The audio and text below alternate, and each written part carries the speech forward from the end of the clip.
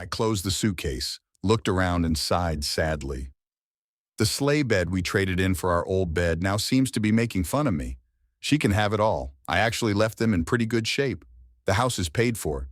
She wanted him more than me. Our children's college fund is almost ready. Joy left DU for the holidays and paid her own tuition at the local university. Yesterday we learned that he is eligible to return to college. This will free up money from his education fund, and he can get back on track. He seems to have learned his lesson, and what's even better is that it scares my daughter into following the rules. After his first semester, his GPA was 3.7. Carol and I debated whether to suspend Joe, but I stood my ground because college is part of growing up, and he needed to know that his actions had consequences. I smile wryly, thinking about how Carol will learn this lesson too. I opened my phone and printed out a photo of Carol and the slow dancing guy from that night. I placed the photo, my wedding ring, and my lawyer's business card on the table where she would find them. I put on my jacket and left the house for the last time. I had been driving for about 2 hours when my phone rang. I knew that at some point I would have to talk to him, but now was not the time, so I turned it on vibration. I found a new job in South Carolina and accepted it. The manager was surprised when I agreed, and even more surprised when I asked if I could come home early. I wanted to spend a day looking for accommodation and a few days getting to know people. The former director of the plant ruined everything, so I came as my savior. At first I was looking forward to the long days, but it was great for me because I didn't expect to become a social butterfly so soon. I'm 46 years old and still healthy. It's a pity that I still love my wife. I hope this goes away with distance and time. At the time, I had enough work to keep me busy. Let's see. I stopped at a rest stop to get gas and pee. I want to find a hotel on my next departure and finish my trip tomorrow. I'd just taken a sip of my Diet Pepsi when my phone vibrated again. It seemed like she wouldn't give up. I think this is the perfect time. I swiped the screen and answered. "Hi, I'm Joseph," I said. "Joe, what happened?" I heard on the other end of the line. "Where did you take this photo? Why's your wedding ring on the table? And most importantly, where the hell are you?" "Hi, Carol. I took this photo tonight at the Red Horse with the ring on the table because it doesn't mean anything to me anymore, and I live about 10 years away from Charleston, South Carolina." "Several hours away," I answered. "Wait, what does this mean? South Carolina?" "Joe, what's going on?" he muttered. "Use a proverb." "Carol, I noticed that you haven't been to Sherry's Tavern the last 2 weeks, as you told me, but you went out for a drink at the Red Horse Pub. Because of our history, I followed you last week and saw you slow dance. When the manager told me there was a promotion in South Carolina, I went to a lawyer and made a deal that seemed more generous than I had seen, so tonight I followed you again and saw you slow dancing. That one same guy. I probably should have told you last week, but honestly, your lies about your whereabouts don't make me want to believe anything you say." I did. "Joe, this is Mike Liniorm from sales. He's married," he said quickly. "Devin too," I replied calmly. There was silence on the other end of the line. I realized I was holding my breath, so I exhaled and took another sip from my cup. I heard his heavy breathing. "You haven't spoken that name in over 5 years. I thought it was all over," he said carefully. "I thought the same thing. But you snuck behind my back, saw another guy at the bar and told me about all this. I can't do this anymore, Carol. Your romance with Devin was very close to my heart. I won't go through this again. The house is paid for, so I just pay the minimum and move on. I have a new job and was given a furnished house for the first year I lived in an apartment. You don't have to go to my lawyer and get the papers. Get them through his lawyer and you'll know it's a good deal. Just sign and we can move on," I said in a tired voice. "Joe, nothing happened between me and Mike. Shirley was there and you know she wouldn't let anything bad happen. I know it looks bad and I'm upset that I lied to you. Come back and we can talk." "Can explain everything," he said enthusiastically. "Carol, it's okay. Your dancing may be the only way to cure his cancer, and I will continue anyway. You think you know how much pain and suffering I went through for you and Devin, but you don't understand how much pain and suffering I went through for you and Devin. I know how much pain and suffering I went through for you and Devin. That's Carol's lie. If you feel like you're giving up on the marriage, nothing good will happen. Then you can drink and dance without worrying about jealousy. I know that it must have been hard for me to go out and do what you wanted, but now you can," I said a little bitterly. "Joe, this isn't fair. I always wanted to be with you. Even when I was going through stupid things with Devin, I never wanted to leave you. My emotions and hormones were a mess. And he took advantage of that. It took us months of consultation to get through this, he exclaimed. I know what, Carol? I know what you told me. I know what the consultant told me. I know what the doctors told me. I also know how I felt when I forced you to dance with another man in a bar. What, Carol? I know how I felt when you lied to me again about where you were. Is it fair that I have to endure the pain of losing a child I couldn't bear? Someone who gets me and is there to hug and comfort you when you sleep with the snake oil salesman. Just sign the damn papers and let's end this sham marriage, I said coldly. I didn't want to hear him cry, so I pressed the end button. I mentally shrugged and tried to regain the composure I had before the conversation. I drove another 35 miles and stopped when I saw a hotel at the exit. When I fall asleep, I feel good. The next day was a long journey. My phone starts ringing at 7:30 and stops ringing every half hour. When I stopped to get something to eat, I noticed that one of the calls was from my daughter. I took a deep breath and called her. Dad, what happened? Mom said you left her, was the greeting I received. Yes, honey, she lied to me for 2 weeks and I can't stand it, I replied. Dad, she said she just talked and danced with a man who lost a child. She just wanted to help him. He said you misunderstood and accepted the job in South Carolina without talking to him. Dad had something else, so say it. He said in a voice that took the lead. Honey, you are already an adult, so I will tell you my side of the story. After little Katie died, your mother and I fell into severe depression. You may remember your mother saying someone was in on this, family long enough for things to continue, so I found out your mom was having an affair with a coworker about 4 months after Katie died. After about 5 months of suffering alone while she received help and sex from others, I lost control of my emotions. I don't know. Why do you want to live with her? The girl asked quietly. Because I really liked them, especially because the prices were very high at that time. Divorce meant I would be broke on the weekends. You children will have to deal with the breakup of your marriage and the death of your siblings. She will do it. Pay child support, spousal support, and hospital bills, and you still won't be able to live in the house. She was bedridden for 6 months before Katie was born, so she never worked full-time again and had virtually no income. I think the best way to deal with this is to focus on family and do something. Everything we need to save our marriage. I really did it. I love her. It was very painful to see her dancing with another man, but no such luck. I lied and it all came back. I'm so sorry, baby. I really hope it works, but I know it probably won't make sense to anyone but me. But the pain last night is as bad as it ever was. 7 years ago. Yes, I answered. Damn, Dad, I don't know. I know we're all confused about Katie. I can't believe I did this to you, whore, he said with some offense. This is my daughter. She has always been a great support for her father. Of course, she achieved this by letting me wrap him around her finger. Britt, honey, I'm not saying this to upset your mother. I'll just say this so you understand. I didn't let her dance. You're old enough to know that. She is your mother, and she loves you. That's why I ask you to focus on your education and know that you have 2 parents who love you more than anything in the world. This will be civilized, and we won't involve you or little Joe in this, I said. Well, that won't happen, Dad, he replied with a hint of a smile in his voice. I need time to figure this all out. I'll call you later today, and I want you to answer the damn phone. I know you like to go into the dark when you're stressed, but you don't. Don, don't do this. It's for me or Joe, or we'll find you and set up camp at your door. I love you, Dad. Keep it up. I was getting ready to leave Ohio when my son's phone number came up. Again, I knew that sooner or later I would have to talk to him, so I answered the call. The message I received was, he is a terrible father. Little Joe and I have a good relationship, although it can be a little strained at times. I love him more than anything in the world, but we all give up when we feel like we're right. It was an interesting battle of wills when I was a teenager. When we decided to put our foot down, Carol often had to step in and calm us both down. She was able to talk some sense into him, but if I had said the same thing in the same tone, it probably would have ended in a fight. Don't get me wrong, I love my son and would do anything for him, and I think we are too similar. I'm really sorry to hear that, son, I replied.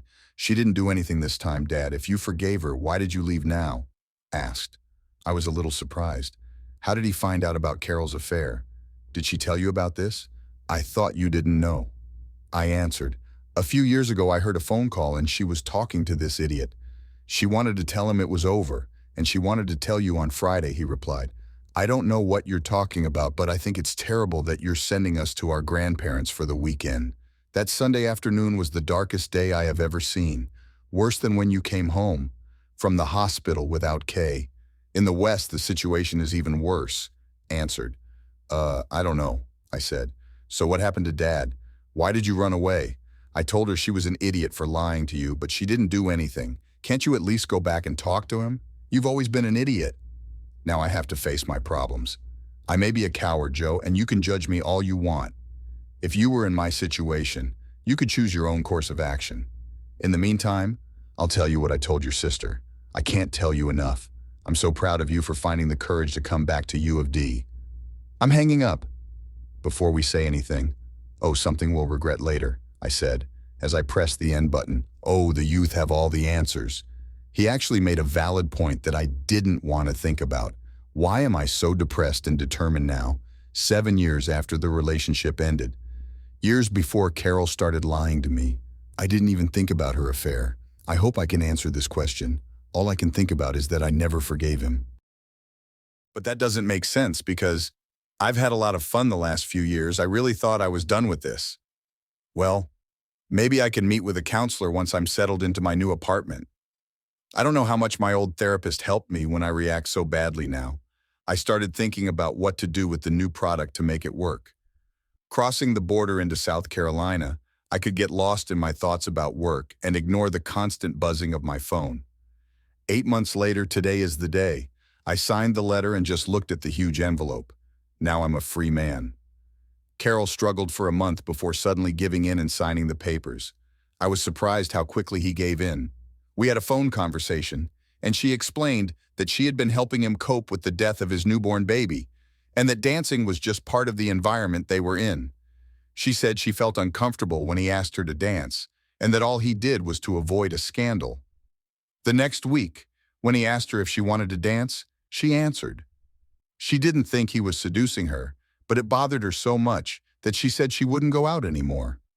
When I asked him why he didn't tell me, or better yet, involve me in this issue when I was going through the same thing, he almost broke down and said that he knew all of this would spark their romance, and it did.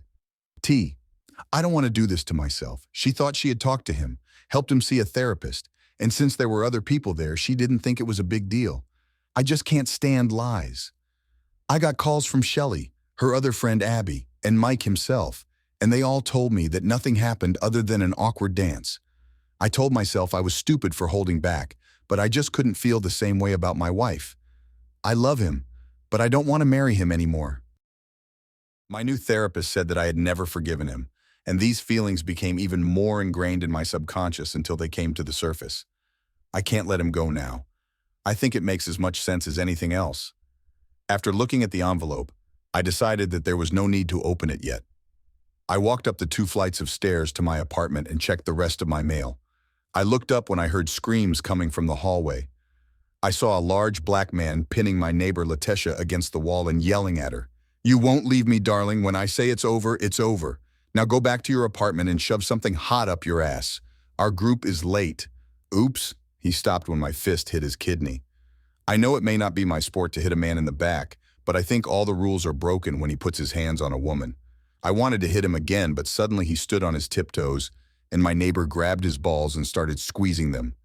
"Listen to me, you stupid bastard," she hissed at him. "If you touch me again, I will cut up those damn grapes you call grape balls and feed you with these pathetic fingers. You call A and shove his dick down your throat. You understand me?" He was choking. There were tears in his eyes. As she squeezed them one last time, he began shaking his head and screaming. She let him go, and he fell to the floor and limped down the corridor. Letitia watched him leave, then slid off the wall and began to cry. I knelt down next to her and gently placed my hands on her shoulders. "I cook pasta, and there is always too much of it. Come in and help me eat some, okay?" I asked. She nodded, and I helped her up and went to my apartment. The company provided me with a nice 3-room apartment within walking distance from the property.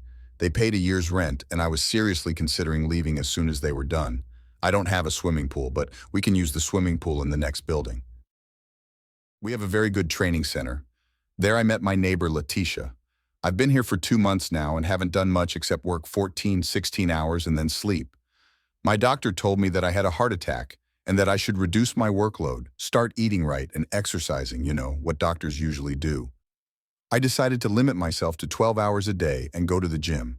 At that moment, things like work, divorce, and everything else came to mind, and I realized that hard training would make me forget. It might be no different than drinking into a bottle, but at least this way I'll get a six-pack instead of a beer belly. While I was doing calming exercises, Letitia came in and we talked for a few minutes. Her sweatpants showed off her very nice round butt with a little cleavage on her hips and her muscular legs. She was wearing a sports bra which made her chest look flat, but I knew she had nice full breasts because I had seen her in casual clothes. She always wears her curly hair in a ponytail and wears no makeup, but her cheeks are plump and her smile is bright and very charming. Her outfits always have enough sexy suede, but not enough to make her look like a slut. During her last 2 years of medical school, she became involved in a small fund that helped her pay her expenses. Today, standing in the hallway of our house, she looks like a needy girl. I handed him a glass of wine and boiling water. I opened the beer and sat down on the couch next to her. She quickly came and snuggled up to me, drinking wine. My father always beat my mother. He pushed her against the wall like Tyrone did to me and punched her several times, he said in a monotone voice. I hated it when Dad did it, but I was too scared to stop him. Mom was crying and he hit her, and I couldn't even scream at him to stop. I was very scared. When Ty pushed me to do this, I was still a scared 9-year-old girl. It was only when I saw you behind him and realized that you had beaten him that I thought clearly, he said, looking at me with his most sincere eyes, beautiful brown eyes. It was an honor.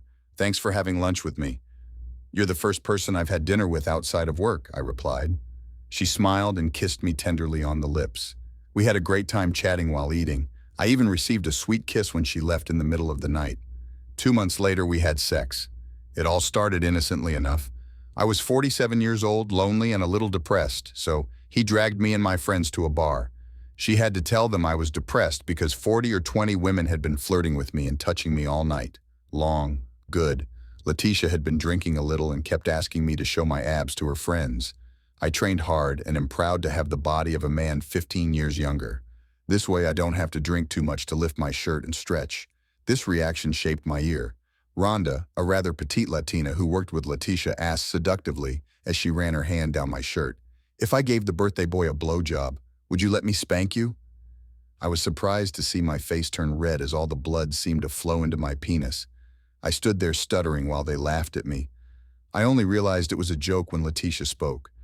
"Sorry, girls, the white boy's eating dark meat tonight. You can eat the rest when I'm done," he said. And here we are again, blushing and tense at the same time. I jumped as she stroked my dick and closed her eyes to look at me. Then she smiled predatorily. This caused a lot of outrage at what these young girls were going to do with a grown brood like me. Your words are not mine. Letitia stayed with me for the rest of the night, touching me wherever she could. Overall, it was a great night that just kept getting better and better.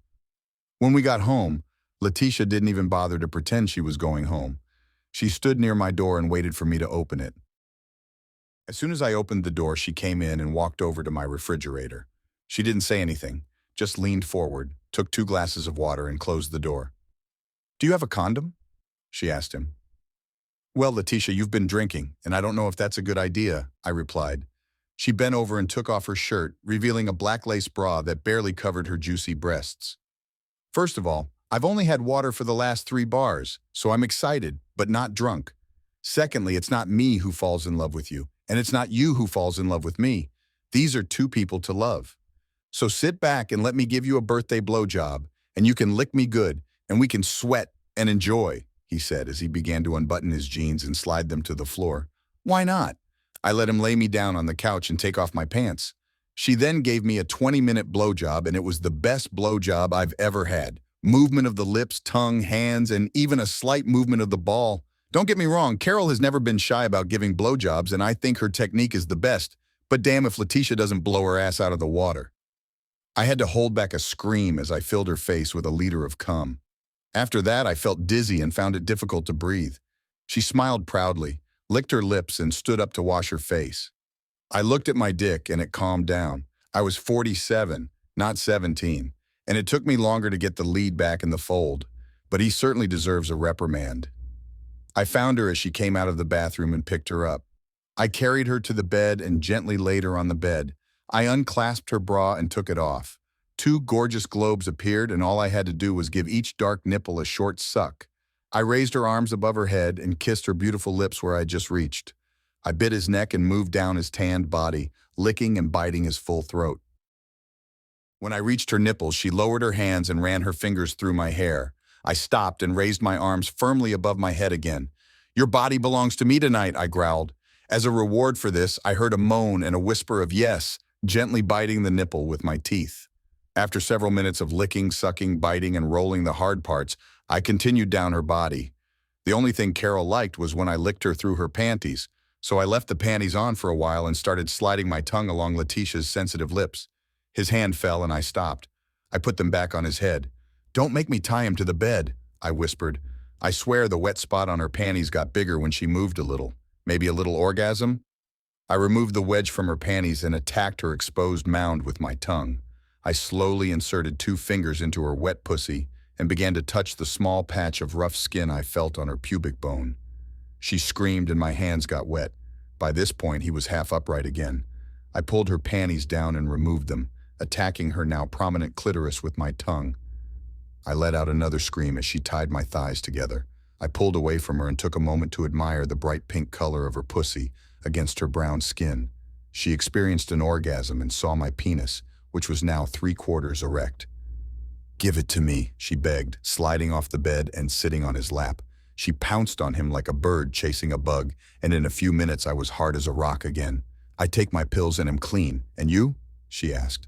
"I'm not on birth control, but I'm healthy and haven't been with anyone since I moved here," I replied. "Exactly what I wanted to hear. I want to ride you for a while and then I want you to put me on my back and fuck my poor little pussy until I can't take it anymore." "Will, are you okay?" she said and asked. "Have a good time, ma'am," I responded tactfully. The morning light comes through the window and reveals a beautiful brunette drooling on my pillow. I put my hands behind my head and thought about a few things for a while. Last night I was horny because several young women were flirting with me. Letitia is a great girl, but she has absolutely no future. I brought my children as adults, and I don't want to do that again. And I do not like it. She was my first friend since I moved here. I want the best for her and will do everything I can to help her, but the full boy and girl experience just isn't there. And last night, the 2 adults had a great time and let off some steam. I really hope she shares my vision. I looked at her again. She opened her eyes and looked at me. "You think about last night," he said. "Yes, I really hope we haven't ruined our friendship," I replied. "Joe, you are a wonderful person and I love you more than anything in this world, but we both know we will never be together. I want children, a house, a career, and all that. I need to finish my clinical practice, work, and then I will move somewhere where I can find a good job. Nothing you said makes me think you want another round of payments for kids, cars, and house," he said, laughing. "Yeah, I went and did it and got the shirt back," I said with a smile. "So let's go back to last night. I really had a good time. I would like to have a good time again in the future, but if it's too weird for you, it might be a one-time thing. If you ask me, we like to be friends with benefits, and we will continue to be friends and joke with each other when the mood and time is right," he asked. I never had anything good with these friends. I didn't know what to think, except that we seemed to be on the same page. I am a 47-year-old man who has been in a monogamous relationship for 25 years. I felt like someone had given me the keys to the kingdom. I decided to pretend I was 27 instead of 47. "I think you'll have a really hard time sucking my dick on this side of the bed," I replied. She looked at me for a moment, and I thought I'd made a mistake. Then he laughed and attacked me, doing his best impression of a vacuum cleaner. "Oh God, her blowjob is so exciting. I called the company and asked for a private day. Being a boss has its advantages." After another shower, Letitia made it clear that we were not monogamous. "Joe, I'll be busy with school and probably dating other men. I think a lot of women will leave your house embarrassed, you know? You're too good a guy to waste. Your life. Problems. At home, get naked or have a threesome. Be selfish and kind to yourself." So I did it. Anyway, I sat down and made a list of things that I had wanted to do for years, but could not do due to family reasons. The first step is buying a motorcycle. I went to the dealer and they told me to take a safety course. It was an $85 weekend and I took the written and road tests and then received a card that I could take to the DMV and get approved. My insurance was also suspended.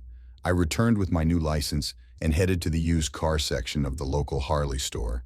The price of the new Harley was a bit of a concern, and I was put on a waiting list. Unfortunately, I haven't seen anything that actually worked for me. I was about to leave when a staff member pulled me aside. "The woman traveling with us just received her father's bicycle as part of a divorce agreement," he told me. "I agree with."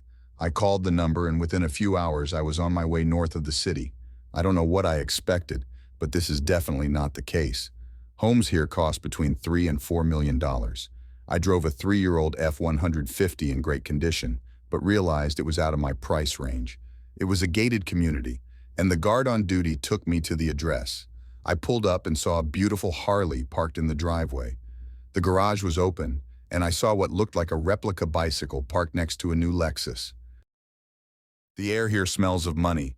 The woman who greeted me was absolutely amazing. She's in great shape, has the right hair, clothes, perfume, and attitude. I was shocked. She confidently walked up to me and extended her hand. "Hello, you must be Joe. My name is Connie, and this is my ex-husband's bike," she said as we shook hands. "This woman is incredible. She exudes professionalism and determination while maintaining warmth and grace. I was attracted not only by his appearance, but also by his temperament. My good manners and professionalism, acquired over the years of serving on the board of directors, influenced me." "Nice to meet you, Connie. Thank you for allowing me to inspect the bikes on such short notice," I replied. "Tyler at the store said you looked like a real customer, not just a passerby," she replied. Then he told me all about the bike. Characteristics, engine, hood, yes. I just watched her explain and tried to work up the courage to ask her out. I decided to buy this bike. I continued to watch her as she finished her sales pitch. She blushes, and I wake up from my daydream. "Tomorrow I'm going to give you a bike certification test, but there is one condition. You have to let me take you out to dinner today or tomorrow. Otherwise the deal is off," I said with a smile. She looked at me very understandingly. Then he smiled. "There's a new Italian restaurant on Shore Drive that I've been wanting to try for a long time. Meet me there at 7 o'clock this afternoon," she replied. I agreed and shook his hand. Quite complex, but at the same time feminine. When she entered the restaurant, she looked like a millionaire. I Googled what bottle of wine to have for dinner and was pretty sure. I thought about sending her flowers, but it seemed too intimate to me. I had to mentally brush myself off and let go. The food is good and the company is even better. 6 months had passed since her divorce, and she continued to blame herself for things she could have done differently. "We met in law school and have been together for 20 years, he told me. Suddenly, he starts going to the gym, buying expensive toys, wearing hair clips, and sleeping with his secretary. Seriously, how many more cliches can you add to divorce?" He took a sip of wine and continued. "They say hell hath no fury like a woman scorned. Well, I'm telling you, things are even worse for a heartbroken woman who is also an award-winning divorce lawyer. I will definitely bring as much as I do. Maybe." Toys. He ended up leaving his Aston Martin, his daughter, and his license. I laughed even harder when his grandma got pregnant, so there was no way the baby was anywhere near him. When we got to the side of the road, he crawled back. I told him to get lost and sell the bike, just to piss him off even more. I could tell she was still angry at him, even though I admired her behavior. He seems to understand that once trust is lost, there is nothing more to be done. I saw her calm down a little and give me a beautiful smile. "So what's your story? Your accent says you grew up in the Midwest, but your truck license plate says you're now a South Carolina kid. You don't have a wedding ring, there are no shadows and bumps. This is a ring. I'm assuming you are not married, divorced, or widowed. Judging by the look of your truck, you have a decent but not very high-paying job, but you can find enough money to pay cash for a Harley, so I think you might be one of those people who has a car. Consider, for transportation only." "How do I feel now?" she asked. "Take some."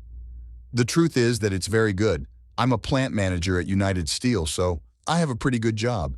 I've been divorced for over a year now. I moved here from Michigan to take over the plant and get rid of it.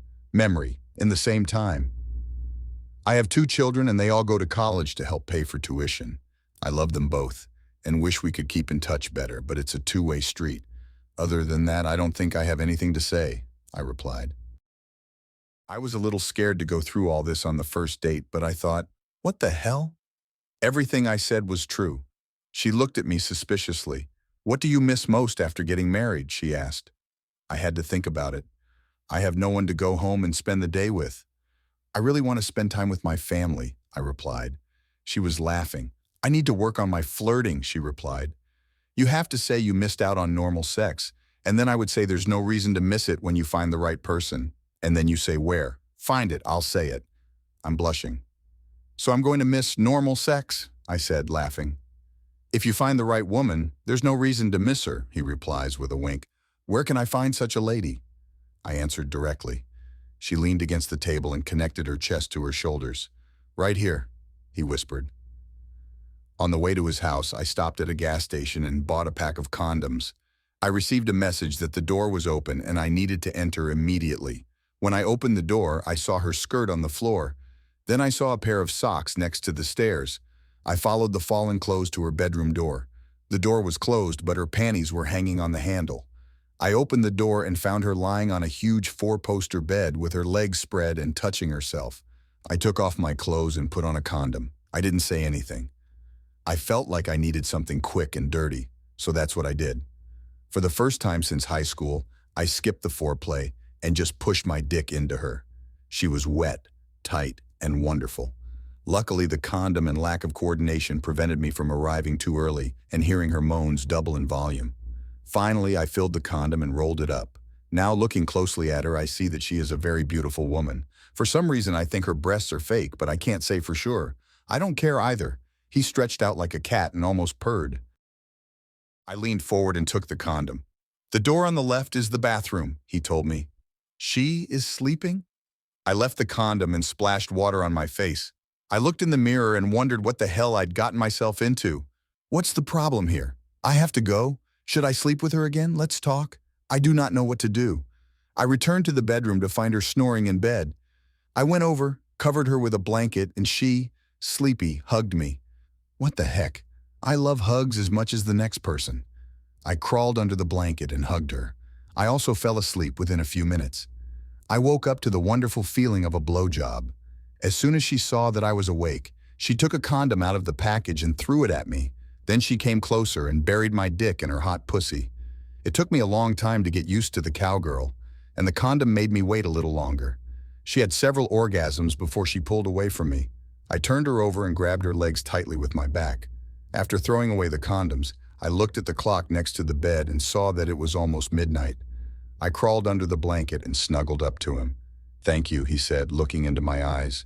There was nothing he could do about it. I had to laugh. Literally, whenever you want to do it, let me know, I said with a smile. She smiled. But I'm sure, seriously, thank you. It's been a long, dry spell for me. What with the divorce and the inevitable bullshit that comes with being single. I'm ready to move too. And a nice hug. Do I look too devious? She asked. Please, I understand that perfectly. I just don't understand what's wrong. I like you and I like what we're doing. I want to see you more often, but I'll understand if you don't want to. How long will you need it to move out? I asked. I need to be in Boston in 4 weeks, which is one of the reasons I want to sell Harley, but I'll be busy so I won't have much time to go out, she said. I read between the lines that she got what she needed and was not interested in the next round. My feelings were hurt, but not too much. I had a good night, good food, and good sex. How could that be bad? I smiled at him. I see. I will come here tomorrow to pick up my bike. I hope your move goes well, I said, grabbing my clothes. Well, I could say it better, but I think sex changed my brain. I'm not saying I don't want to see you again. I say I can't start a relationship because next month I will be a couple, he said, throwing his head back on the pillow. I turned her over and started kissing her neck, then moved down and started sucking her nipples. When she started moaning, I slid lower and began teasing her lips with my tongue. After about 10 minutes of oral sex, she climaxed with a scream and sank onto the mattress. Then over the next few weeks, we'll play as much as we can and have fun together, I told him. She smiled at me and gave me a thumbs up and then fell asleep while I continued to get dressed. I covered her with a blanket, kissed her on the head, and left. I came home and Letitia had to take care of me. A few weeks have passed and I have an important exam tomorrow. Can I ask you for help tonight? She asked. Sure, what are you studying? I asked you to open the door. Stupid child. Let's call it anatomy, he laughed, pulling his shirt over his head. Oops, what am I doing here? Tish, can you do something for me first? I asked. Too late, I unzipped and my boxers fell down. His face was close enough that it was clear what he was about to do. She pulled away and looked at me with unreadable eyes. I'm sure I ruined everything. Then she laughed. Small, you're already busy tonight. Tell me the details, he said. Honey, that won't happen. I just know she just got divorced and needs some help. I think they're going to use me as a human dildo tonight, but I'm okay with that, I replied. Latessa looked at me with hungry eyes. You did it? She asked. Yes, I replied. Do you think there's another one inside you? She asked. Take some. God knows, I'll try, I said. Let me take a shower and we'll see. No, she exclaimed. I want to fuck you because I know you fucked someone else tonight. For some reason, it turns me on. Well, I'm 47 years old and I'm completely lost here. I took a deep breath and thought for a moment. I used a condom with Connie and was confident that she was clean anyway. Letitia seemed to be in a bad mood. I decided to join. Okay, get on your knees and suck me hard. I will lick your little pussy until you scream twice. Then I'll take the last load of the night into your tight little pussy, I told her. It's in my mouth. Take control of your sound. He gave me the best sex I've ever had in my 47 years on this planet. I almost passed out when she squeezed my head between her thighs during the second ejaculation. In fact, I had sex twice that night, which led to a long fuck with her on top, a little doggy style, and ended with some old-fashioned sex with her almost bent over. Once we were done, we took a shower and dried ourselves off quickly. We turned over on the bed, and she pressed herself against me. Before I fell asleep, I thought about how strange my life had become. When I got the bike back the next morning, Connie was a little nervous. Well, Joe, I don't usually have one-night stands, but I'm horny right now, she told me. I smiled at him. One-night stands aren't for me either, but if things go like they did last night, I might have to reconsider, I replied. Have you ever thought about moving to Boston? She asked me. I laughed and kissed him. No, I'm tired of the cold. I've spent enough winters in Michigan to know that I love the sun, I replied. She blushes. I look crazy, don't I? She was laughing. Kind of, I laughed along with her. But seriously, you and I will see each other a few more times before we go. Then you must go to Boston, choose a 20-year-old stallion and teach him everything you want. But don't take it with you either. Seriously, because I want you to be the only one playing with it when you return from your business trip or vacation. I'm really excited right now, she told me with a sweet melody. We were in his garage, so I walked over and pressed the button to close the garage door. She looked at me confused and then widened her eyes when she realized what I was about to do. I picked it up and placed it on the hood of the Lexus. I took off her pants and pushed aside her lace bra. When I got down on my knees, she was at the perfect height to lick her pussy. He climaxed quickly the first time and then seemed to move on to the next. I took the last of the 3 condoms I bought out of my bag and took off my pants. I stood up and continued moving, and she looked at me with a mixture of fear and lust in her eyes. I grabbed her wrist and spun her around so she was leaning against the hood of the car. I stood up and immediately entered her at full length. I think she had another orgasm. I started slow but picked up the pace until his feet left the ground with each strike. She bit the sleeve of his shirt to keep from moaning too loudly. When I finally put the condom on, I moaned and took a moment to catch my breath. I pulled out and admired her little pussy as it slowly closed. She turned and kissed me. This is one of the most erotic things I have ever done in my life. I will continue to look at this car, knowing that I am bent over like a little whore getting fucked. Stupidity. Why didn't we meet 6 months ago? He said, asking for directions. 6 months ago, I didn't know what to do, I told him. 6 months ago, I was thinking about divorce. I'm so angry about anything to do with male genitalia that I could bite your head off, she said, pulling up her pants. So let's just chalk it up to bad timing and enjoy it while we can, I said. Yes, she answered. I noticed and appreciated the condoms, but I was clean and on the pill. I don't mind wearing them at all. Well, it's one of those things where I don't understand the etiquette anymore, I replied. His eyes narrowed. You're having sex, aren't you? For God's sake, if you had a girlfriend, I would find out and tell her who you really are, she said excitedly. I looked at her. Don't worry. I don't have a girlfriend, but I do have a girlfriend with benefits. She's a sweet girl, and neither of us wants to be in a permanent relationship. But if you think I'm one of them, joke, maybe that's us now. We should break up, I said coldly. She looked at me. Have a good life. I told him and started the motorcycle. Women are going crazy. Letitia laughed at my situation. Look, Joe, you have to learn to deal with these situations. I can't tell you how to deal with women who don't. This is probably a generational legacy. You are our unicorn. I raised an eyebrow at the unicorn's comment. I'm speaking in general terms, but right now in our lives we need someone who treats us well, takes care of us, satisfies our sexual needs, but doesn't get attached to us. Rhonda can call you and say that she wants to explode. I'm sure you'll go with her, make sure she's safe and healthy, and then come back and fuck her until dawn. She won. I don't have to worry about you being jealous or Facebook stalking you. If she doesn't want to do something, you won't respect her wishes. Will you treat her as usual? Yes, but Rhonda is a wonderful girl. This should be the time in your life when you go out and gain experience. On the other hand, I can tell you that you will have to pay for the house and the white picket fence, he replied. Yes. She looked at me questioningly. Are you saying that you would like to do something different? She asked. I thought for a moment before answering. Yes and no. I love my children, I love my family life, but when I look at how it turned out, a 47-year-old divorced father who hasn't spoken to his children in 6 months. I thought that Carol and I worked for a few years after the kids left. We bought a small apartment and traveled. From then on, I kept my family together just for the sake of the children. Now we know that this is not true. From 20 years ago until about a year ago, I knew what was going on and whether I was just hanging out. I had sex with a hot 20-year-old girl and a 40-year-old MILF in the same night, I replied. So get going, Joe, he said. You are 47 years old, not 97. There is nothing wrong with exploring your life. I already told you to go and do something. This is all that's left. I won't go for the next 6 weeks because I'll be worried about being in hospital up north. But forget about your thoughts for a while. Enjoy life for a while. Say as many words as you can next month and see what happens. There is a lot of pent-up energy that needs to be released. So if you don't mind staying open on the weekends, it's worth it. I couldn't help but smile at him. I kissed her lips and squeezed her buttocks while she went to pack her bags. She is literally my best friend now. Even if we don't have sex, she will be my favorite person. It took me a while to realize my feelings for her. I love him. There's no doubt about it. But I didn't fall in love with her. I know she will find a wonderful man, and when she does, I will be happy for her.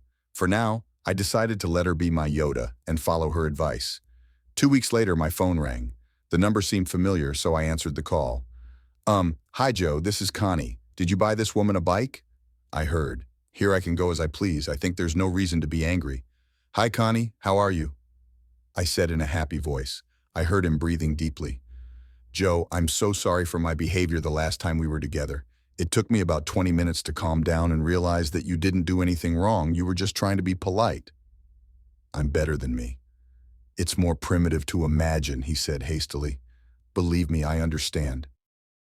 I haven't had to flirt or expose myself in over 20 years. Times have changed, I replied with a smile. Yes, they did, she replied. I'm still moving to Boston, but I'm having a going-away party and awards dinner next Saturday. My ex will be there and I want some delicious arm candy. Company, you just need to come see me for a few hours or you can sneak out when it's all over. Award ceremony. First of all, I would like Connie, I replied. I checked if my door was closed. What is this? She asked. If I spend the weekend in a luxury hotel room with a sexy woman, you have to be prepared for her to do unspeakable things to your tight little body for hours. Does this fit into your plans? I wondered, and wondered if I could show up uninvited. There was a long pause and I was a little worried. I was about to leave when she spoke again in a low, hoarse voice. You can't say that before a meeting. I'm with a client and my panties are wet. I'll go to a few stores and give you a Buster's weekend. I have to do it. Go ahead. I'll send you the information, he said, and hung up. We made love like rabbits. She must have spent a lot of money on lingerie and toys. When we found out that her ex was staying in the same hotel room, she put on the same bikini, and we went to the pool. She pointed it out to me, but I noticed it anyway. He was a guy with a round belly, a receding hairline, and a guy who was always looking at us. The tribal tattoos on his pale, underdeveloped shoulders seemed out of place. Several young people in their 20s had gathered at the pool bar.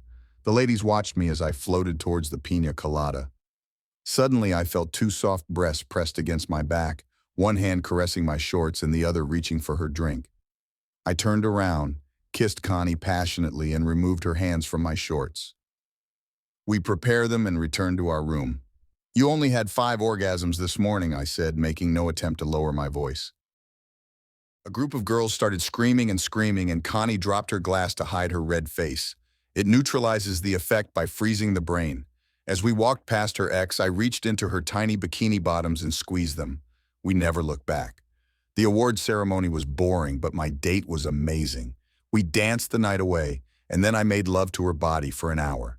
I licked, caressed, touched, caressed, and pressed myself against her body, bringing her to orgasm at least 3 times before I finally put a condom on her.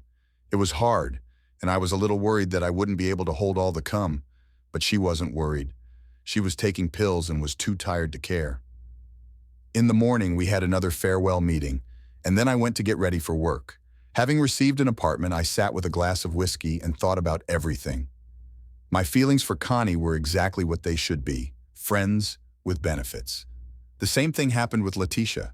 Even though I thought they were joking that I was a jerk to them, all of Letitia's girls had a great time. I was surprised at how well I did. I realized that I wasn't thinking about long-term relationships. What really bothers me is that I don't know how to be myself. The bike was a good starting point. I discovered that I enjoyed riding and feeling the road under my feet. I decided to skydive at least once. I decided to grow a beard. Carol hates facial hair, but now I only have to worry about myself. I was thinking about tattoos. I remember seeing a cool compass and anchor design a few years ago, so I said no, but why not now? While drinking whiskey, I decided to hike and set up camp again. I liked sports when I was a teenager, and Carol liked sports when we got married, but it was never her thing. I laughed at myself and thought it was a midlife crisis, but who cares? This was the first time I was excited about something. I have something to look forward to. I had several ideas about Joe, including meeting this woman, that kept popping into my head. But now, anatomy and physiology consume most of my mental energy.